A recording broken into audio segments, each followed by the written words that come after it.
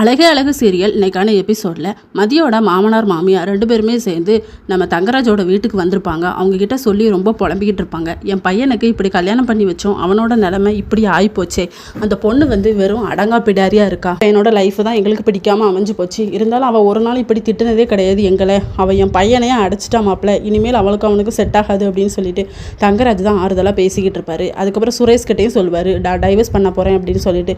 ஏன்டா பொண்டாட்டி அடிச்சதுக்கு போய் நீ டைவர்ஸ் பண்ணி இதெல்லாம் ஒரு சப்ப மேட்ரு, உன் வழிக்கு வர வச்சு உன் பொண்டாட்டி கூட வாழப்பாரு அப்படின்னு சொல்லிட்டு. அவள் கூடலாம் எந்த மனுஷனும் வாழ முடியாது, அவள் ஒரு அடங்கா பிடாரி அப்படின்னு சொல்லி திட்டிக்கிட்டே இருப்பார்.